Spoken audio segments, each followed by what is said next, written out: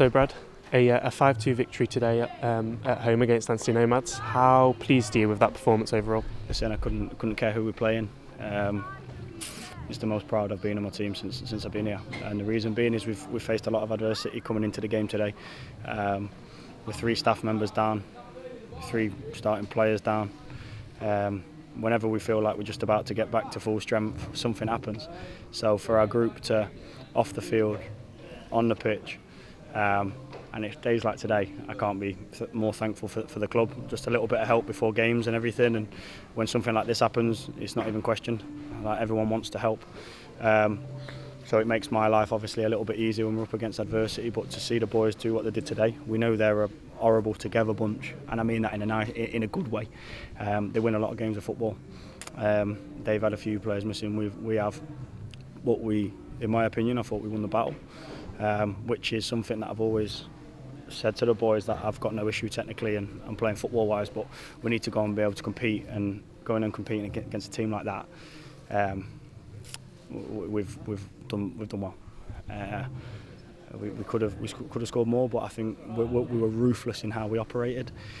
Other than it's hard for the boys to keep switched on when at times you are cruising once you're 4-0 up. But then to get them get their first goal and for us to go up the other end and do what we did to them, that's what it's about. And the boys have banded together. And as I say, it's the most proud I've been of the group. I couldn't care who we're playing, but because of the adversity we faced, there was no excuses. And we said, listen, regardless of what's happening, we go out, we take it to them. And I said that to you after Shepshed. One thing we won't do is ever stand back and just let someone walk over us. So now let's go and take it to them at home, give the fans something decent to watch, and I don't think anyone will say they didn't get value for money today. And how happy are you for Shorey to get on the score sheet twice today? Arguably maybe a hat trick, but yeah, but yeah. How? But listen, he staggered and stuttered since he's come in, and he's slowly been getting better. It's the best he's trained since being at the club, so it's no surprise that he's now looking sharper. He's understanding how the system plays, is understanding how to play with the boys around, and when you get a centre forward in them sort of areas, that's the whole reason why you play one there. So I think Ev was a big help for that, because it takes a bit of pressure off him, and he's rose to the occasion. So I'm absolutely delighted for him, because I personally asked the question of him away from all of this. I personally asked the question and told him what I wanted from him. Now he's responding. So that's all I can ask from the team in general. But I just thought to a man we were brilliant, and like I say, Kingy before the game has obviously got the flu. That's bedbound a lot of players and staff. Difference is he comes out and does what he does, and he is on death's door. But we've got a group that today I've asked them to go and compete, win a battle before anything, and then before showing their quality. And they managed to show their quality after winning that battle. So no, couldn't be more pleased with the group.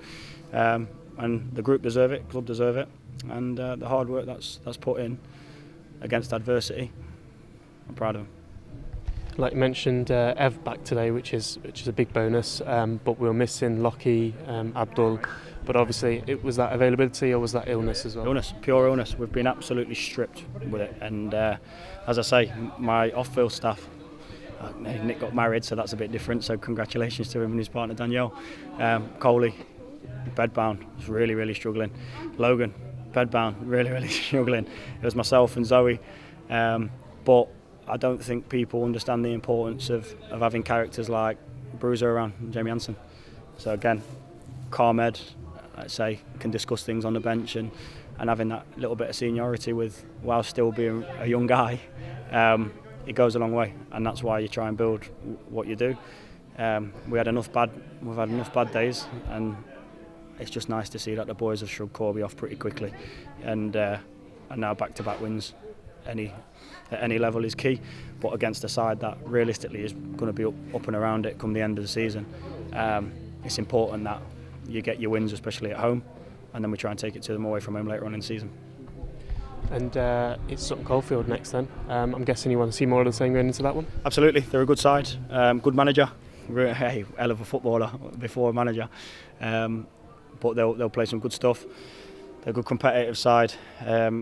but I want us to go into that game fearing nobody. And I said this before, we'll go and respect every opponent that we have. We'll do our digging, but we'll make sure that there's no inferiority complex with anyone that we play. We go out, we know what we're capable of, and it's just about consistency now.